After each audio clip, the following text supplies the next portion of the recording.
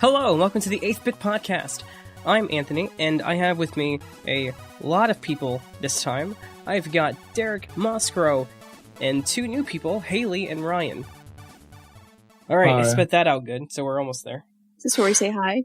Hello! Is this where we say hi? All at the same time. Hello! Hi. Hello. Here's where Moskrow says hello for 15 minutes. It's the entire So- podcast is just us saying hello. Unlike February, March actually had some stuff. Like the very, very depressing news, and I hate to bring up something as sad as this, but What the fuck are you talking about? Huni Pop is no longer on Steam. Oh, Good. I was... Rest in peace. You know, and here I I was- thought the worst thing to happen in March was PewDiePie getting passed by T-Series. Not even close. I was actually, getting mildly concerned for a moment. I should have realized. Yeah, Gone but never forgotten. I'm My actually mistake. dying of Ligma. But no. I'm So- like that. So, Huni Pop and a bunch of other adult games have all received an email from Valve stating that they have to remove pornographic content from their games. And this list includes games like Huni Pop, Mutiny, Karma Sutra, Shocker, Tropical Liquor, Relord 1, Kindred Spirits on the Roof, Battle Girls, Galaxy Girls, Roommates, Sakura Sadist. That's actually the... I thought you were going to say Sekiro. Yeah, Sakura Sadist is actually the prequel Already. for Sekiro. Yeah, dude. Ooh, Deep Space Waifu. I'm sure that could have been a Game of the Year that's my contender. favorite game. Wait, that's Coming the one out- I actually gifted to Matt. Coming out on top, and Forest Fortress.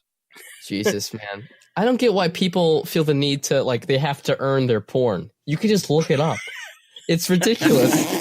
You have to click a bunch of arrows just to get to, the naked animated women. Just I like how Google you're it. assuming It's that, right that there. basement gamers have the patience to search porn. Oh, my. Oh, Jesus. We're it's lucky that ridiculous. Amazon doesn't deliver porn at this point. Don't give him any ideas. That's probably going to Really? start. Okay, let's not get too deep into that one. Wait a minute. That Because I've got so many... 8th I've got Bit so much in there. Podcast, we have a new product for you. No, You anyway. need to stop. But the reason that I wanted to bring this up is, so Steam kind of used to be the Wild West for games. You could really put whatever on there. And they've had some issues this year already, not just with adult games, but one example is I'd rather not even talk about the game itself in depth. I'm just going to mention the title of it. So there was a game called Rape Game, which, self-explanatory. And so Steam, there was complications with Steam removing that game. Essentially, Steam ended up treating it as if it was, I believe they said basically it was a joke or a troll. And if a game falls under that category, then Steam has the right to remove it. So the developers had to argue and say, no, this game is serious. Oh. So, And the no. FBI was knocking on their door the next day. but then there's other games like the game that was removed from Steam at the beginning of this year called School Shooting Simulator. Oh. So while it might kind of seem like, oh no, Steam's taking away my fat material, Steam is just too big of a platform right now, I think, to risk letting stuff like this on. You know? Understandable. Yeah, I Too mean, big of a they have to fucking- filter out as much shit as possible because so much is just garbage meme games that people take or school projects and stuff like that. Mhm. What were you going to say, Derek? Too big of a platform. What do you mean? Epic is stealing everyone's fucking games and pre-orders? Good God. Yeah, Mhm. it's just, I don't know. I feel like going even deeper to that is just, with how much going on in the news tries to, slam games without facts, I feel like Steam has to just be smart about it. They really have to stop pretending they're some happy-go-lucky indie company, because they're not. They're a billion-dollar franchise. Yeah, I would think that publishing companies wouldn't want games to be released on something that shares the same. You don't want just an example, not that this game would be that exactly, but like, you know, Assassin's Creed isn't going to be on the same platform as Rape Game, for example. You know, it's just weird. What were you going to say, Haley? No, I just said it's the big leagues now. Oh.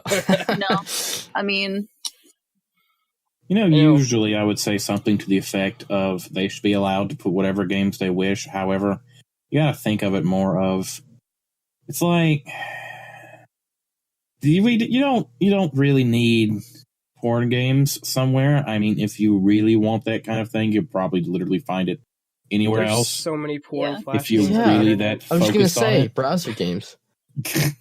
And turn also, off your pop-up blocker. if people are super worried about these types of games being removed off Steam, there's multiple ways to get most of them free because no one wants to fucking buy them. Yeah. The Porn, podcast man. does not condone pirating. Even Yeah. games. Sorry. Yeah. What he said. Sure. But I mean, also just don't play games called Rape Game. Yeah. True. Yeah, I mean, but play games called Just an Hoonie idea. Pop. That's totally fair. Oh my god. I still can't believe that game even came out to begin with. But speaking of games that we don't even know why they came out to begin with, God, I'm getting so What is it? What are we doing What now? happened?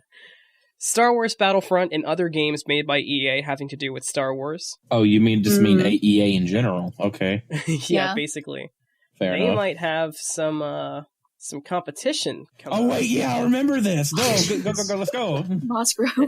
And Moscow's excitement leads us I am into excited. Disney hires for Lucasfilm Games as EA is Yes. floundering with Star Wars, to quote Engadget.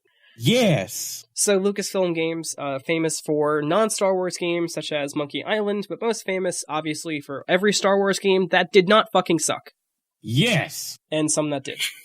But Did they make the the Lego Star Wars games on the PS2? I believe they did. yeah, Oh, they did? anything Right on, anything alright. that had Star Wars in it between, I think, like mid-90s and I think they were a until production EA. company too, weren't they?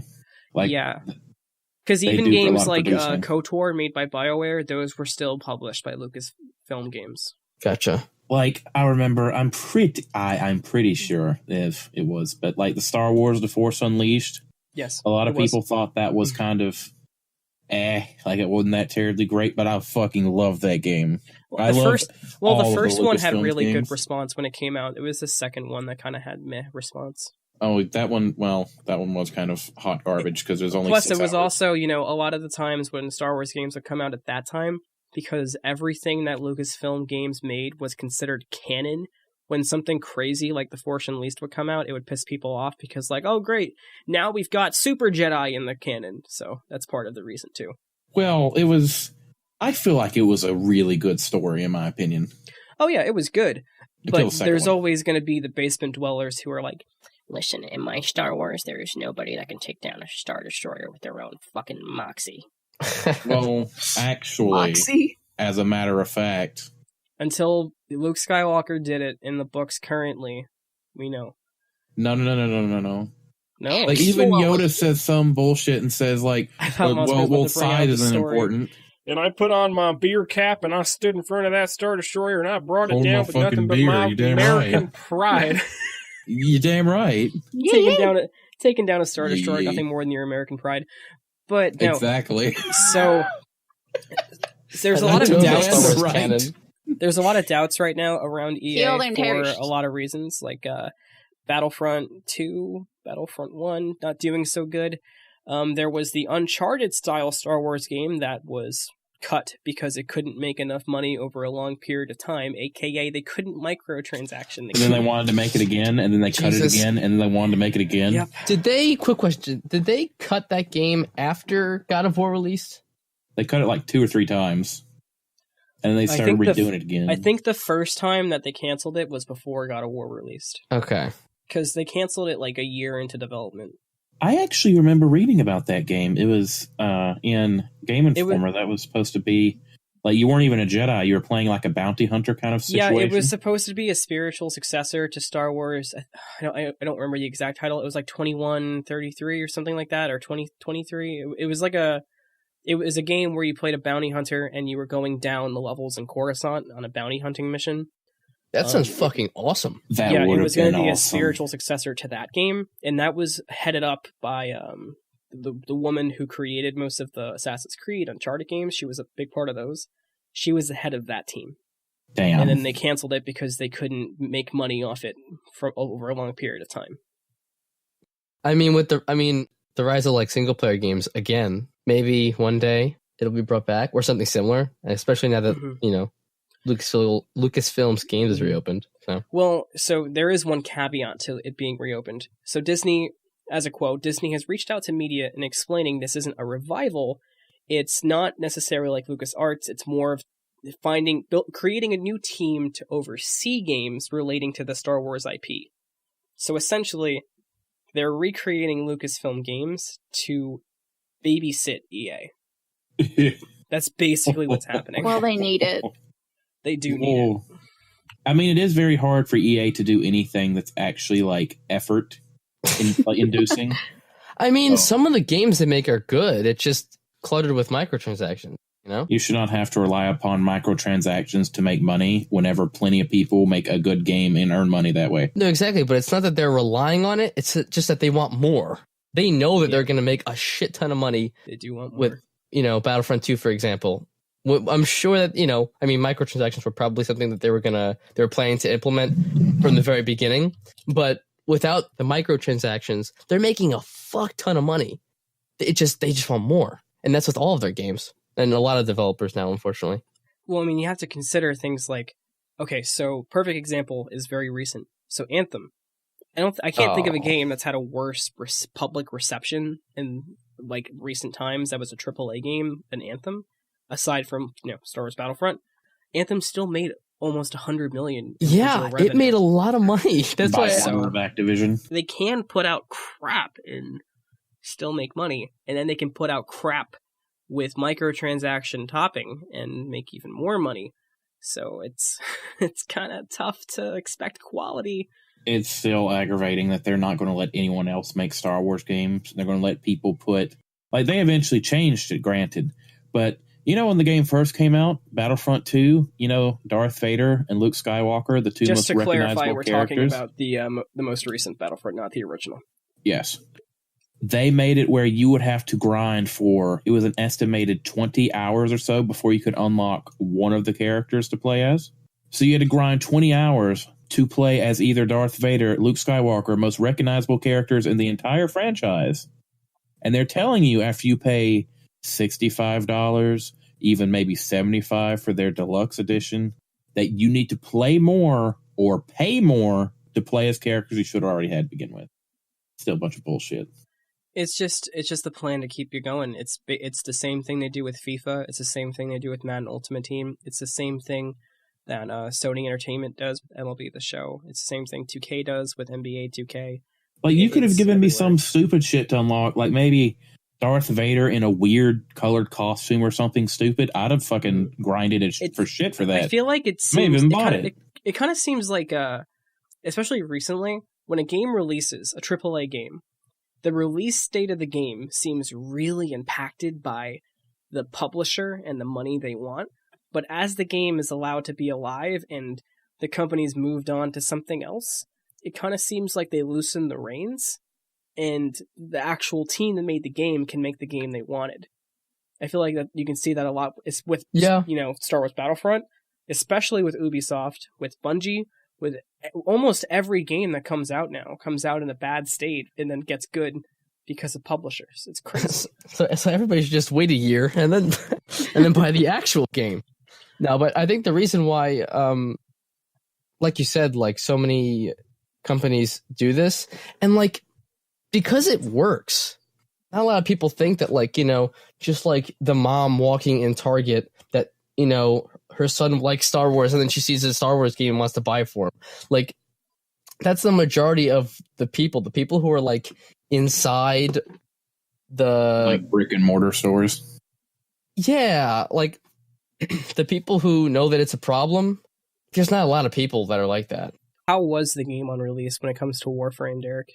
What release are we talking? Like the very beginning of Warframe? When they started promoting the game as one That of was the a free long games time on ago. PlayStation. I think it was that's where his big promotion came from. Was this is one of the games you can download the second you get your PS4. That was some of their big promotion. I'm actually not very sure because I think when they started like really promoting it is one of the million and many of times I actually took a break from the game. Mhm. So I'm not sure what the state. From what I know is the state of the game was actually pretty good when they started like promoting it actively. Yeah. And now, in its current state, it's in the whole content drought. The thing that Warframe suffers from the most. Yeah, it's a shame. Yeah, it seems like it's just kind of a looter shooter issue, with the exception, I would say with the exception of, I don't want to say the Division 2 because it's too soon, but with the exception of, if you went back to Destiny 1 now, and with the exception of Borderlands as a series. Just because the design of the game actually allows you to keep playing and have a goal to achieve in the the form of loot. It seems like a lot of times looter shooters just kind of they can only go so far because there's only so many resources, and the only game that gets procedurally You have to wait till the DLC comes out. Yeah, I think that No Man's Sky flopped. I mean, obviously different thing, but you get what I'm saying with the procedural stuff. No, yeah. But go ahead, Derek. Borderlands is like one of few like game series I can play over and over and over and over again and not get bored because it's such a good game like at its core. Like I've beat Borderlands 2 over like 50 times now. You don't know how many characters I have on console. I have like 10 on PC. It's crazy. I play the shit out of that game. What was your yeah, I was gonna say, what was your like vanilla experience like in Borderlands, Haley? Oh, it's so good. Okay, all right. Listen, I didn't have the original DLCs whenever I first got the game, so I just played through like the vanilla, and like I instantly fell in love with the game after I got the Handsome Collection. It was like the best thing I ever witnessed. With the cell shading was just beautiful, and I'm not much of a shoot and loot person. But the way that they did it to where they have like so many different combinations of guns and everything, it kind of worked. Like you never got bored. There was never like an end to it. It kind of reminds me.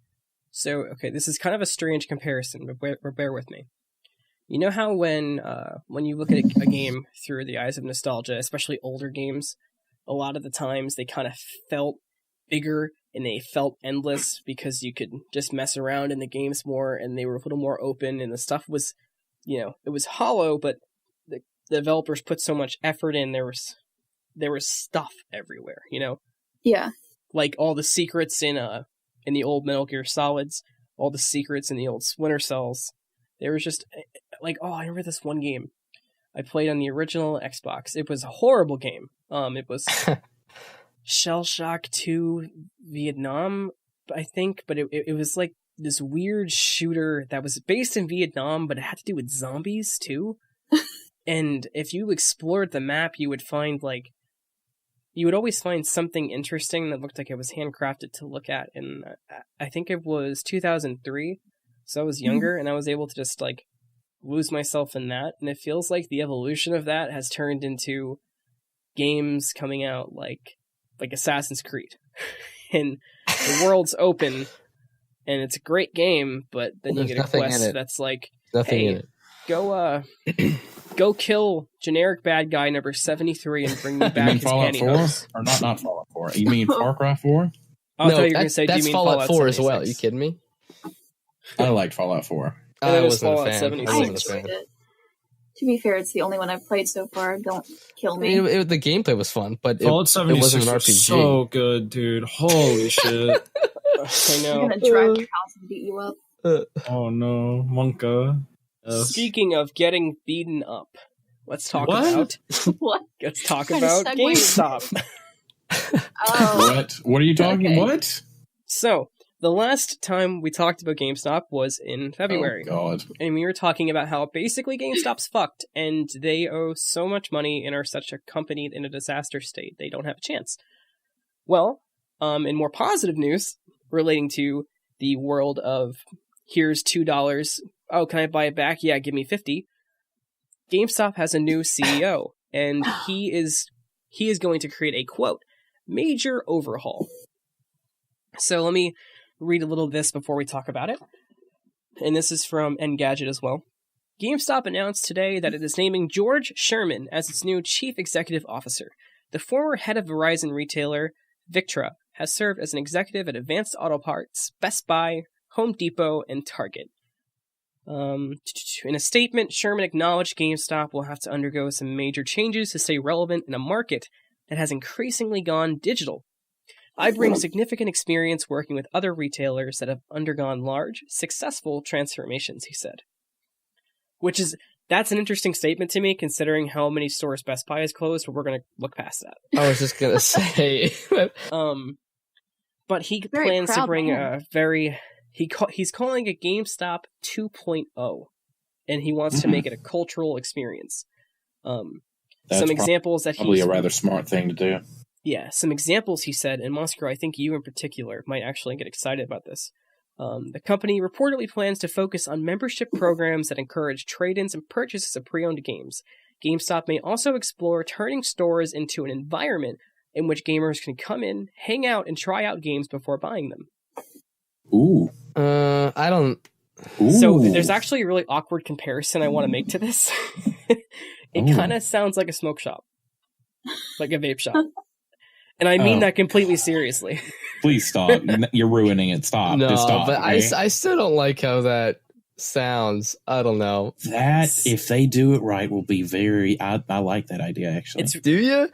It depends I on don't how know. they do it. I feel like it reminds me of near my house. There's like this card shop, and like if like people go and play like Yu-Gi-Oh tournaments and stuff like that, and like people are there all the time. It's mainly a social place, and as soon as I would walk in, my eyes would actually start to stinge and like tear up because of like, I'm not shitting on people who play Yu-Gi-Oh, but like the people who just went there were. Oh, what? Yeah. I play Yu-Gi-Oh fairly often. I will tell you the game is trash. And I went to a card shop to a tournament, and the dude literally looked like he just had 50 gallons of meth. So, I mean, he beat the shit out of me, granted. He knew what the fuck he was doing. All right, then maybe that's just Yu-Gi-Oh. The 8th Podcast does not encourage the use of performing-enhancing meth. Maybe that's just Yu-Gi-Oh. But like, you can throw your cards so hard it splits your opponent's cards in two. I'm gonna banish you to the Shadow Realm. Like, Jared, you're vomiting in a toilet. With that and head off with a card. But I'm sure they wouldn't. Like, you don't want to really... It's going to be a bunch of kids. It's going to be a bunch of, like, middle schoolers or something. I disagree. I don't think so. Really? I don't know. No, I don't. See, I agree with Moskro because I think that they would monetize that hangout to an extent. But, like, they can't say with, like, middle school kids or something like that. Like, they can't kick out kids. Like the whole, like, you know... Damn right somebody... It's not so much about kicking out the kids, but you have to keep in mind, GameStop closed about almost 200 of their stores in 2017. So a lot of the only GameStops left are inside malls. They're not their own stores. And most malls have rules against kids being unoccupied now. So there's also, of course, if you're testing out games that are, like, 18 or older... Yeah, exactly. They're not going to let the kid come in and be like, hey, can I try out Hoonie Pop? I am. No, that's true. But do you think they'd let a kid play Call of Duty? You know? No. Absolutely. I hope not. No, not unless, of course, their parent came in. Yeah, that's another thing. So that's going to be a bunch of kids with their parents. Like what Anthony said, though, makes a lot of sense. They would probably monetize it. Like do you guys remember? I'm sorry to interrupt you, Moskro, but I think this is going to give you something to go off of. Do you guys remember? And I don't remember what the hell they were called. Do you remember a few years ago, maybe like closer to a decade, there was in a lot of malls there would be like there was one by me that was called like Shadow Game or something really edgy like that, and you could like go in and you could pay like $10 for hour to 2 hours, and you could play, you know, as many games or whatever game you wanted on all their consoles in there, be it Rock Band or Halo or like something on Nintendo. And I feel like it'll be something like that. Like it's, you know, $30 for 4 hours of gameplay, or something to that extent. Because if they did that, they could make a lot of money, especially if they started throwing in GameStop-style coupons. Like, yeah, if you play for 5 hours, then you get $5 on a pre-order of their newest game. Doesn't make any sense, but, I mean, they could do go shit ahead, like, Moskro. I interrupted you. like they could put in like fighting games in there. You could do fighting games. It'd be almost like an arcade. Yeah, they definitely but would better. put in some tournaments too. so it'd be an overpriced arcade. Yes. Listen, Public I game. would pay for that shit. Implying that arcades aren't already overpriced. Yeah, there you They are go. overpriced. Yeah, No, 'cause it's not. we're I mean, still people still talking go about bowling, GameStop even in though- reality. People go bowling even though it costs you like $12 to Dude, play for bowling like 30 is minutes. lit. Shut up. Are you saying gaming isn't? No, yeah, because you Bowling, can take, bowling is better. Don't at me. What? It's a Fuck you, completely different animal. You could take somebody on a date to a It is the bowling exact alley, same but you thing. can't take somebody on a date to a GameStop. Did you just call bowling an animal? All right. Never mind. You're treading Yeah, I dangerous was making water, sure it Ryan. wasn't Are you the saying there only isn't a gamer girl that you Oh can my date? god. I'm saying that wouldn't be the typical. Don't be a sexist pig. But no. I guess I can see what you mean, but I feel like that sounds fantastic to a neckbeard like me. I'm not going to lie. Fantastic. Excellent move. Well done, I'd say. So, speaking of an excellent move, God. Okay, whatever. I can't. This kid, man. former BioWare employee Erin Flynn left BioWare, and she is now leading a new game studio. Cool. And leaving BioWare in its current state, in my opinion, is a very, very Is she very making good Dark thing. Souls 4? No. So Flynn worked at BioWare for 11 years, and she was the company's general manager during the time of the Dragon Age Inquisition and like the height of Star Wars: The Old Republic. I think I heard her name. Finn. Or excuse me, it's a he. Oh, fuck, For okay. Well, I I'm think the there's a sexist pig. typo because GameSpot actually spells it two different ways. Because in their title, it was an E, which is normally female, and then in the actual post, it's an A. Hey, 2019. Yeah. Anyway, moving on to the actual article. So he joined a company called Spatial OS. Is it? Yeah, that's an L. I can read. It is a You London sure? studio, and he is working on a. It's gotta suck to be dyslexic, huh? He's working on True. a new online multiplayer game. And I just wanted to throw that in here because I like to point out when people leave. Because as we're going to talk about in the next one, normally when a person leaves BioWare, they go on to bigger and better things. Oh, well. This can be found in the new Assassin's Creed Odyssey employees, and this can be found with Google Stadia. So it's just something to keep an eye out on. Well, I mean, it's not like you can go down. Oh, damn. I mean, you okay. can. It's a pretty brutal You can always be industry to hired by work in. Activision. I mean, places. Yeah, you got me there. BioWare's not the same company it was in 2009. So, speaking of Activision and companies like BioWare that can make mistakes, but sometimes do things good, Activision's done one thing shitty, one thing good this month. We're going to start with the one thing good, so it doesn't seem like we just hate Activision, which It's a good balance. But- We do. Activision is the publisher for the game Sekiro! the month's hottest game, Sekiro. What was your theory on that, Anthony? My theory on what? I remember you said that you think that they were just doing that just to get some good will. So, Activision, I think, is... Quite likely. So, if you guys remember when I was talking, unfortunately this wasn't recorded, but I was saying that Sekiro probably is getting a lot more, or From Software is probably getting a lot of advertisement money from Activision publishing them. And I don't know about you guys, but I've seen Sekiro ads all over the damn place. I mean, it's front page of Steam. I'm seeing it on YouTube. I'm seeing it in a lot of places. On Facebook today. So I think From Software is. Well, I think command Activision very is strong. throwing themselves. I think they're helping From Software here to help themselves. I mean, it gives them a Game of the Year contender. It gives them some good PR. It already won. What do you mean? So, and they need the good PR because, as is all things Activision, they fucked up with Bungie really bad. And Bungie is suing Kick a them. man while he's down. Yay. Well, good. GamingDaily.biz reports that law firms are scrambling to stick Activision with class action lawsuit over Destiny divorce. Oh, okay. So, Kuznicki Law in Cedarhurst, New York, is the latest to seek a lead plaintiff in a class action suit. Scrolling through, they're sprinting to find a plaintiff to lead a class action lawsuit because they have not only filed their own suit, but there are others reaching to as well. Activision share price has currently been on the decline since October, before the release of Black Ops 4, when it hit a 52-week high of $84.68 a share. And this share has bottomed as of February at $39.85 a share. Oh, shit. Okay. Which is really bad.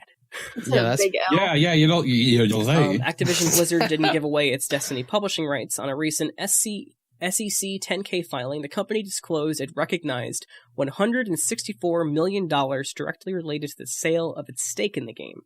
While stocks did dip when Activision announced it was parting ways with Bungie, sticking it out might not have been for the better for the publisher in the long run. So basically, they kind of treated Activision like shit. Treated Well, yeah. Activision. So And correct me if I'm wrong. Oh, sorry. Well, this kind of goes further into it. The easiest way to explain it is Activision put Bungie in a hole to buy Destiny from them, and Bungie had to get a $100 million investment from a Chinese gaming company called NetEase in order to basically buy Destiny. When the bottom bitch makes some gains. And did they invest all of the 164 million, whatever it was? So on Friday, Halo and Destiny studio Bungie announced a major partnership with Chinese tech and gaming company NetEase to help us explore new directions. The deal is set to the tune of $100 million, giving NetEase a minority stake in Bungie, as well as a seat on its board of directors. And if you scroll through if you scroll through the law firm one, you'll find that Activision's basically was bullying Bungie. It was not as nearly as healthy of a split as we were led to believe. And it's almost like Activision is a shithole company. And this all did happen around the same time as they laid off hundreds of people after their record year. Yeah. Because as is Activision, how not to do PR, you say, oh, we've had an incredible year, we've made shit tons of money, and we fired a few hundred people. Not enough microtransactions. Yep. So the reason I want to say they wouldn't pay the microtransaction to... The reason I bring this up is Activision is a titan in the gaming industry, and it's starting to really rear its ugly head in everything that they own, specifically Blizzard. I was just going to say, weren't almost most of the layoffs for Activision Blizzard? Yes. Okay. Well, yeah. So they cut. Explains why WoW. How many did they actually cut? Let me find the number. Wasn't it like 800? Yeah. Activision like employees. It was 800 even. Yes. Has to pay the air conditioning microtransaction fee. Has to pay the coffee microtransaction fee. But they don't have any World of Warcraft isn't doing so hot right now. So Overwatch isn't doing hot so. The CEO so of right Activision's name is Bobby Kotick. So from here on out, we're going to call him Such Bobby a Cock. D-bag name. All right. Bobby Koch sure. decided, and he quoted, "Financial results for 2018 were the best in our history. It didn't realize their full potential. As a result, the company has made leadership changes designed to enable us to achieve the many opportunities our industry affords us, especially with our powerful owned franchises, our strong commercial capabilities, our direct digital connections to hundreds of millions of players, and our extraordinary talented employees." Now 800 of you get the fuck out of my room. Less effort, more money. That's the game plan. Did you guys hear the story about how Activision responds to new IPs? It's probably pretty bad. So, are you guys familiar with Sledgehammer Games? Yep. Wait. Are you familiar with Sledgehammer Games? Yeah. That sounds very familiar. Their most recent was Call of Duty World War II, yeah. I believe, was their most recent. Yeah. The team worked on Dead Space quite heavily as well. Well, the single player team. So and Advanced Warfare. There's a shit ton of Call of Duties. So the head person of Sledgehammer came to Activision with a brand new IP, and he'd been working really hard on it. And Activision said, "Oh yeah, sure, give it a shot." After a few months, Activision said, "Oh no, we're gonna need more Call of Duty out of you." And then he made Call of Duty World War II. Activision basically has decided that they're basically gonna be Disney. They're gonna make money off of everything that they know makes money, and if they don't know it's gonna make money, your budget's gonna be shit, and good luck. I mean, that's literally what they did with the Star Wars games. Did they cancel this project or just stall it? So it was in very early stages, so I feel like canceling it is a little unfair. They more kind of just stopped his process on it under their banner. Gotcha. And now he's left them to pursue, his own creative ideas. I mean, with what he did with what they did with Star Wars, it's quite likely that they did look at it and decided, since they did not want to take that financial risk. Because, of course, it just seems like they're so centered around making money from people that anything that might be a slight risk, they just are very uninterested in. So that's probably why they dropped him. To play devil's advocate, that is a business, Like, I understand what you're saying. It makes sense. It's just the way they go about it is. I'm not gonna lie. I'm just really salty about what they're doing to Star Wars. I'm not gonna lie. I mean, yeah, rightfully so. A lot of people are. I mean, it wouldn't surprise me with their attitude of the whole pushing microtransactions, and where it seems like they are honestly trying to keep content back to make you pay even more for it. I feel like that they're the bad guys in this situation, just by default from how they act, or how they have acted, at least.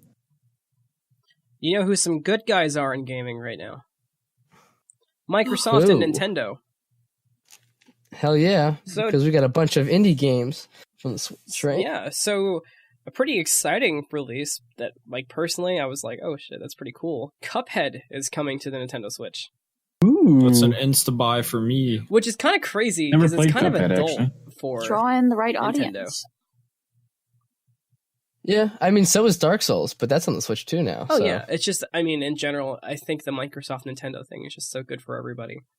And it's really making Sony look like assholes, so the next generation of consoles is going to be very interesting. And they're the Nintendo and Microsoft are also the only big dudes at E3 this year, right? Yes. Yeah. Sony pulled out or whatever. Yeah, Sony did pull out. And Sony did decide not to show up at E3. And, I don't know. Sony's not showing up at E3? That's because they're working on Bloodborne 2. Well, they're not doing they're going to be there in they're going to have some like, kiosk and things like that for the stage floor, but there's not going to be a PlayStation conference. Listen, if Derek's exactly right with the whole Bloodborne 2. Of course I'm not. If he was, though. Do you really think From Software could put all their resources into security? No, they just made Game of the Year. They need to calm down. Excuse me. They probably could. The reason, like, I'm pretty sure they upsized their teams and stuff not too long after the release of Dark Souls 2. Yeah, that's because fucking Miyazaki left. And then came back. Anyway. No, he didn't leave. He was just working on different projects. What else is he working on? No. It was after... Wait, did he actually leave From Software? So he quit because he said that he wanted the end of the Soul series to be Dark Souls, the original. So he didn't help them in the making of 2, and then he came back for 3. What happened. Isn't 2 kind of seen as the black sheep of the family? Yeah, basically. No, wasn't it? I'm pretty sure what happened was he actually did do work on Dark Souls 2, and then he just worked on Bloodborne that time. Wasn't the DLC good for Dark Souls 2? Could he have worked on the DLC? Yeah, the DLC was great. That was actually one of the big reasons why that game is pretty good, in my opinion. Yeah, everybody shits on it. I like it too.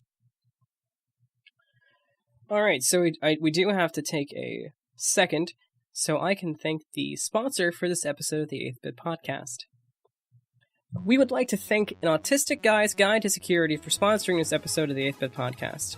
As they sponsored the last 2 episodes, Autistic Guy's Guide to Security is a book to help you with personal security. There's a lot of great guides in there, and it can really turn your life around. If you want to check out An Autistic Guy's Guide to Security, you can find it on Amazon, or you can listen to it for free if you have an Amazon Kindle. Thank you again to An Autistic Guy's Guide to Security for sponsoring this episode of the 8th Bit Podcast. So speaking of sponsors... Oh my god. I want to go into a little mini rant. Oh boy, here we go. So, I must have seen like 20 headlines about this.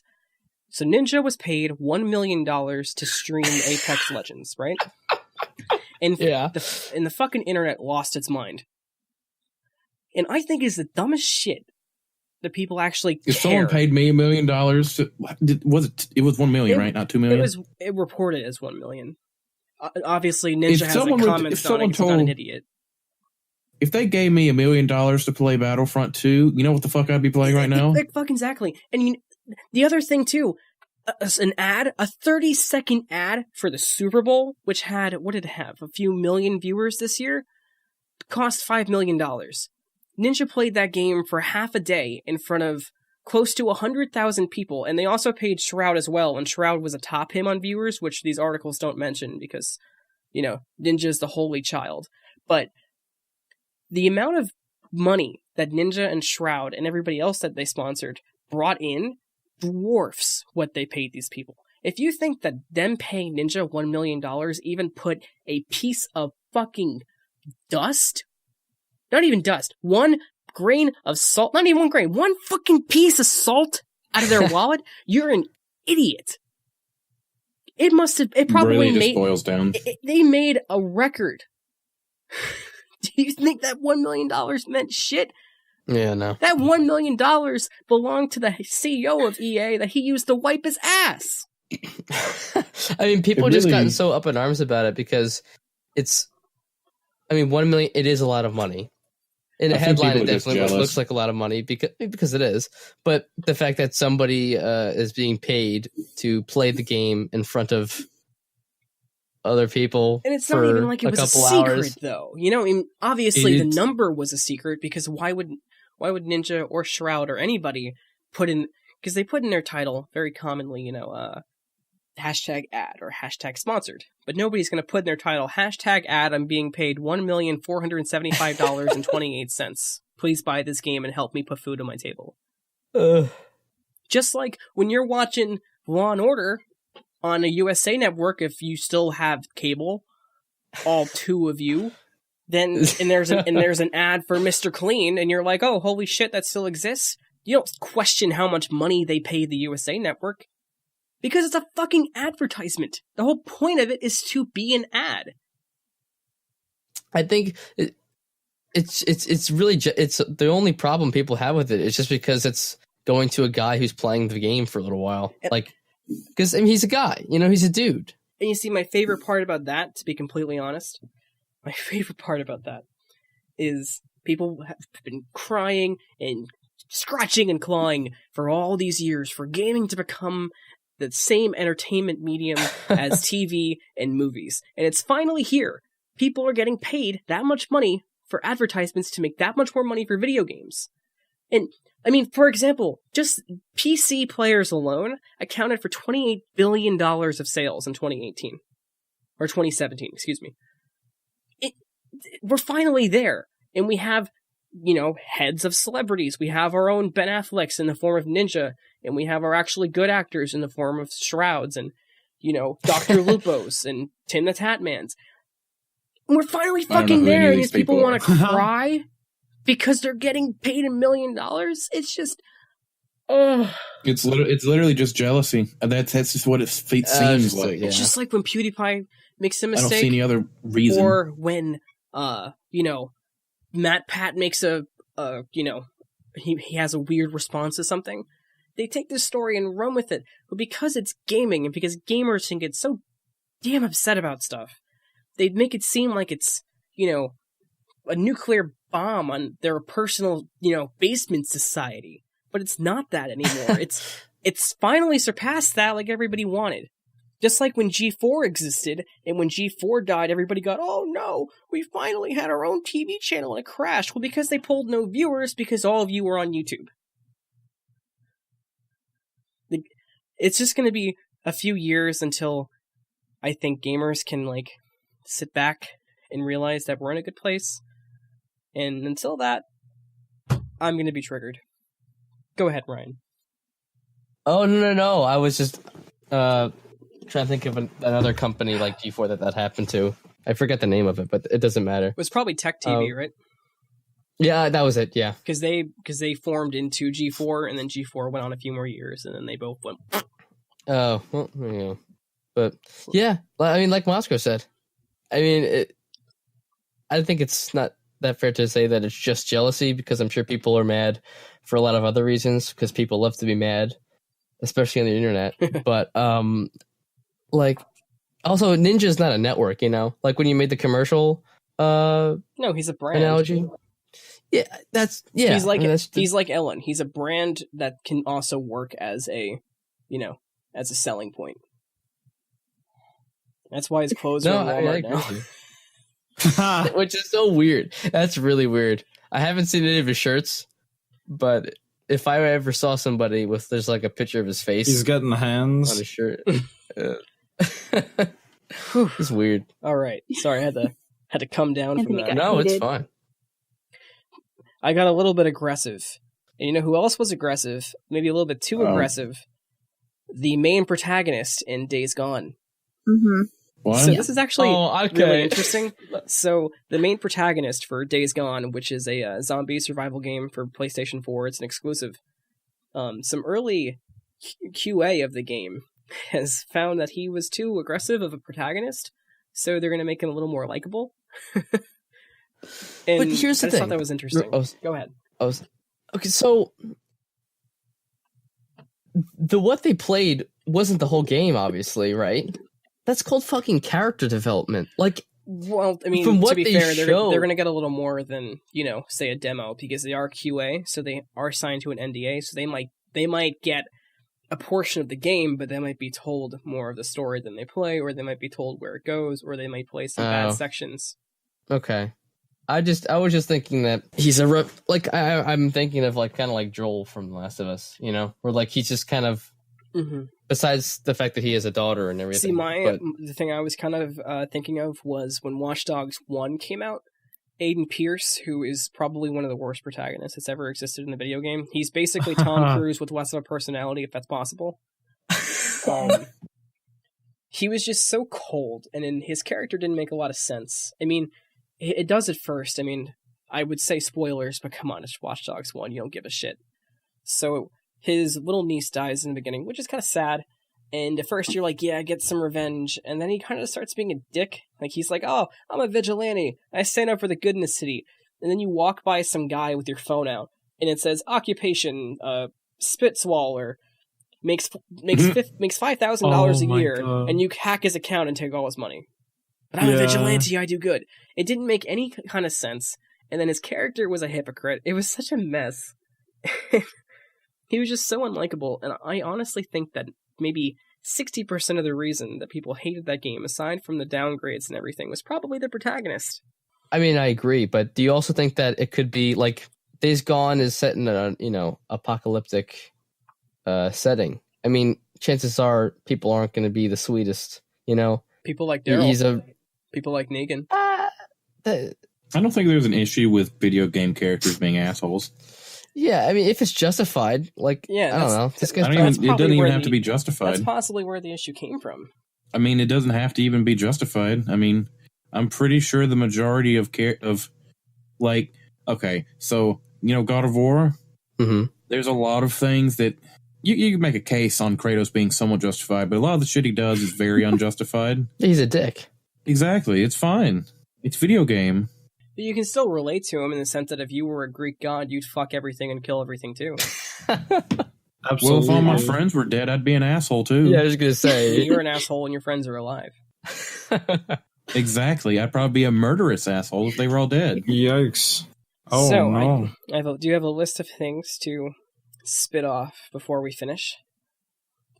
So, Do you like us even a little bit? No. Well, since you like us a little bit, I'm sure you want more of us, don't you? Don't be a liar. So starting on Sunday, March 25th... Oh, wait, well, sorry. We will be launching our new show, the really creative name incoming 16th Bit. And that show will feature our own Jay, this is like Captain the Bit Mumble Wars all over herself, again. with Ryan and Haley. All right. And that show will be continuing, and hopefully it's, you enjoy it. Also new for us is reviews. Our first review is up. It is of Devil May Cry 5, and we have more coming on games such as Spider-Man, Sekiro, and Destiny 2. Wait, Spider-Man review? Yeah, you didn't know that? Cool. I learn everything Cool. on these podcasts. Hippity yeehaw. I do. I don't even know what we're doing. And once again, thank you to An Autistic Guy's Guide to Security. And if you liked what you heard, please consider leaving a rating or a thumbs up or whatever app you use, just telling us that we don't suck. And we will see you on the next episode of the 8th Bit Podcast.